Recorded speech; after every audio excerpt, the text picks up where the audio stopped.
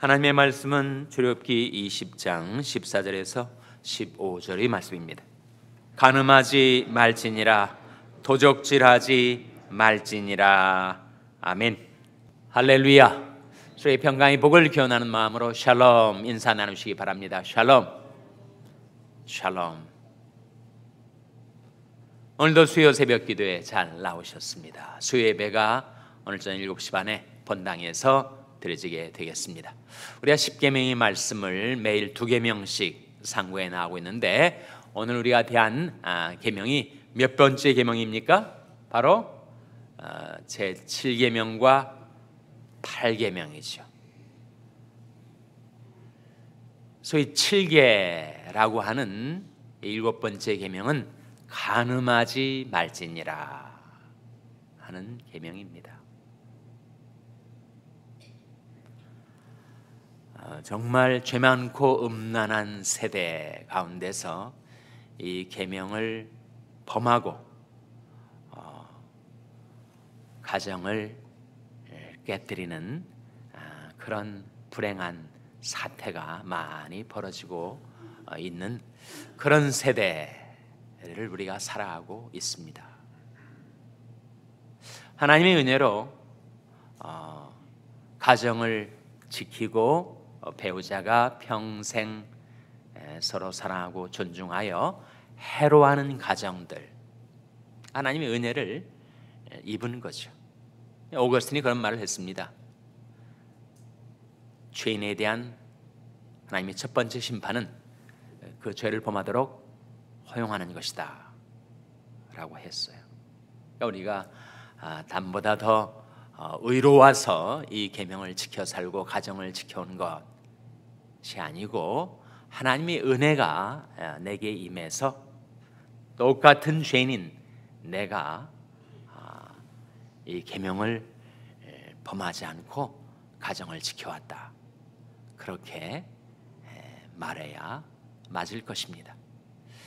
그러나 외형적으로 문자적으로는 이 계명을 지키지 범하지 않았다 할지라도 과연 내 마음에서부터 이 계명을 한 번도 범한 적이 없는가 라는 질문 앞에 우리는 말을 할 수가 없습니다.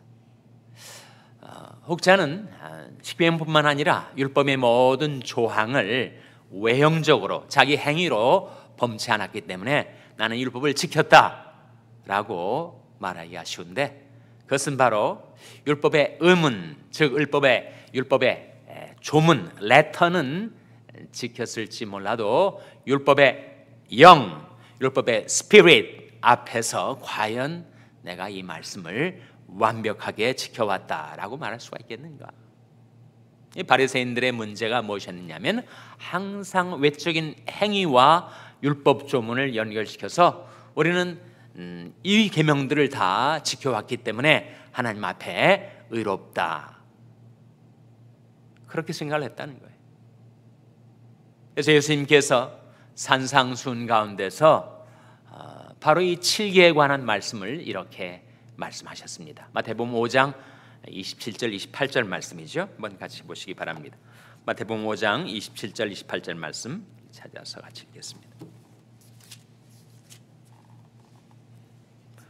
마태복음 5장 27절 28절 말씀은 신약성경 6면입니다.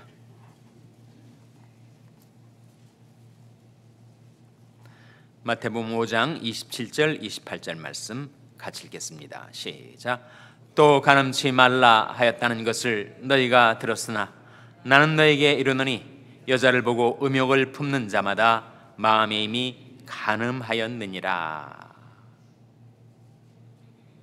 그러니까 주님은 그 율법의 정신, 율법에 흐르는 그 스피릿, 율법의 영을 우리에게 드러내 보여주신 거죠.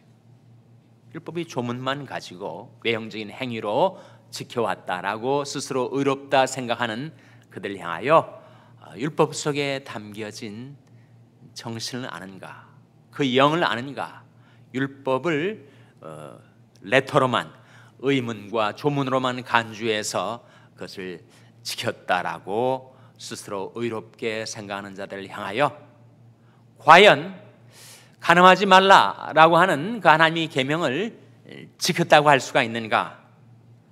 나는 너에게 이르노니 여자를 보고 음욕을 품는 자마다 마음에 이미 간음하였느니라. 그래서 율법을 인간의 행위로 완벽하게 지킬 수 있는 사람은 세상에 아무도 없습니다. 의인은 없나니 하나도 없다고 하셨어요.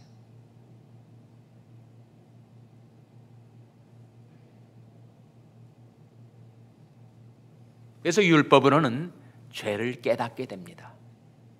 내 육신을 가지고 사는 이상, 내 속에 죄성이 있는 이상 내가 나 스스로의 힘으로 율법을 지켜 살 수 없는 것이구나.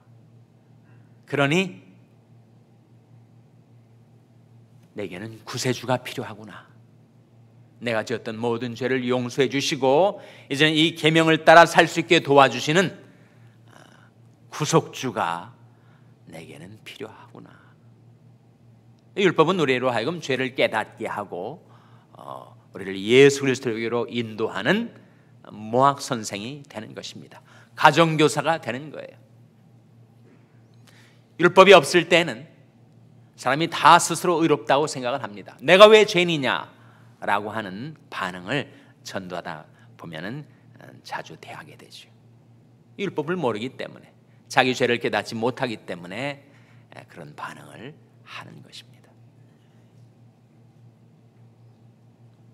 그러면 하나님께서는 그 율법을 가지고 우리를 정죄하시기 위해서 정죄의 용도로만 율법을 사용하려 하시는가? 그것이 아니라는 거죠. 율법은 우리에게 물론 죄를 깨닫게 하고 구세주의 필요성을 알게 할 뿐만 아니라 이 세상에서 하나님이 백성답게 사는 길을 제시하기 위해서 율법이 주어진 것입니다. 인간이 죄성을 가지고 어떻게 그 말씀을 지켜 살 수 있단 말인가에 대한 하나님의 처방은 무엇이라는 거예요? 하나님의 처방은 바로 십자가와 성령이라는 거예요. 십자가로 내가 지었던 모든 죄를 용서해 주시고 이제는 육신을 좇지 않고 성령을 좇아 우리가 살아갈 때 그 말씀을 따라 살 수 있도록 해 주셨다는 거예요. 이 율법 시대가 지나가고 이제 그리스도의 시대, 은혜의 시대가 열리면서 바로 십자가와 성령으로 우리로 하여금 율법의 모든 요구를 지켜 살 수 있게 해 주셨는데 그것도 결국은 내 힘으로, 내 공로로, 내 의로운 행위로가 아니라 하나님의 은혜로. 그래서 율법은 은혜로 지켜 사는 것이다, 이 말씀을 드렸죠. 간음하지 말지니라 라고 하시는 그 계명이 다만 나로 하여금 정죄감에 휩싸여 살아가도록 주신 말씀이 아니고 하나님의 백성은 죄 많고 음란한 세대에서 이렇게 구별되어 거룩한 백성으로 살아가도록 하시는 것이구나. 그것을 깨닫고 깨달은 대로 행할 수 있는 능력을 성령으로 주시는 것이라는 말씀이죠. 그래서 많은 가정들이 한국에도 그렇습니다만 이 7개의 위반으로 인해서 많은 가정들이 흔들리고 말할 수 없는 고통을 겪습니다. 우리를 위하시는 하나님께서 우리의 행복을 위해서 이 계명으로 이렇게 살아가는 것이구나. 데살로니가후서 4장 3절 이하의 말씀을 한번 보시기 바랍니다. 데살로니가 전서죠. 데살로니가 전서 4장 3절 이하의 말씀을 우리 한번 같이 보겠습니다. 데살로니가 전서 4장 3절 말씀 먼저 한번 같이 읽겠습니다. 데살로니가 전서 4장 3절 말씀은 신약성경 332면입니다. 신약성경 332면.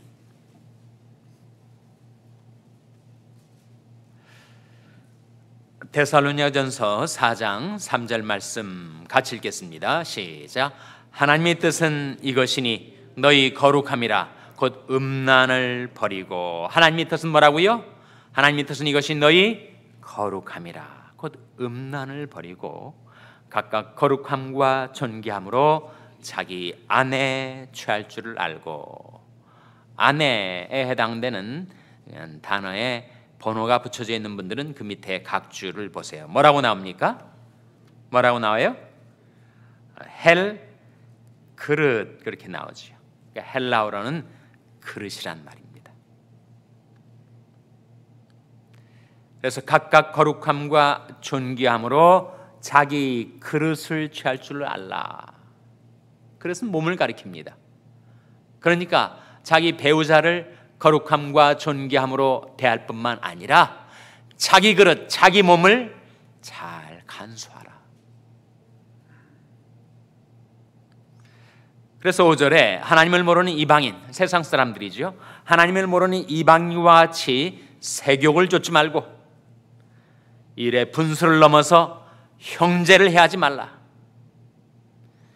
이는 우리가 너에게 미리 말하고 증거한 것과 같이 이 모든 일에 주께서 신원하여 주심이니라. 하나님이 가정의 성결을 범하려 하는 자들을 하나님께서 심판하신다, 벌하신다, 신원하신다 하는 말씀이죠. 7절 말씀에 하나님이 우리를 부르심은 부정케 하심이 아니요 거룩케 하심이니 그러므로 저버리는 자는 사람을 저버림이 아니요 너에게 그의 무엇을 주신? 그의 성령을 주신 하나님을 저버림이니라. 그러니까 우리로 하여금 저만큼 나는 세대에서 십자가의 보혈의 공로를 의지하고 그리고 성령의 능력 안에서 하나님의 백성답게 사는 길이 바로 간음하지 말지니라. 그 말씀을 순종하고 가정을 지켜 살아가는 것, 그것이 우리를 향한 하나님의 뜻입니다. 제8계명은 어떤 계명이었습니까? 도적질하지 말지니라.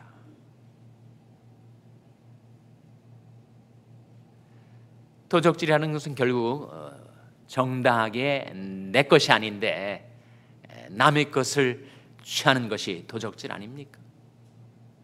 왜 그럴까요? 탐심 때문이지. 탐욕 때문에.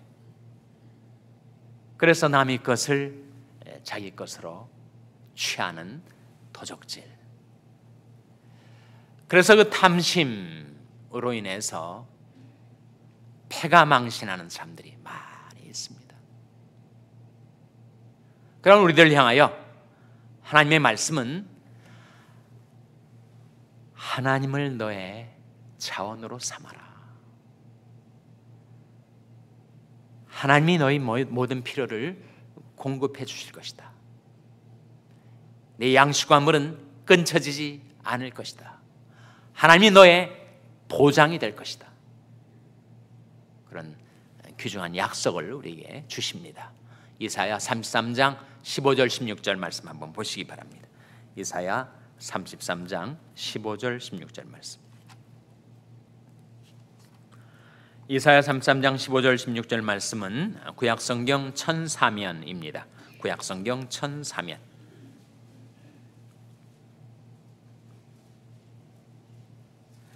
이사야 33장 15절 16절 말씀.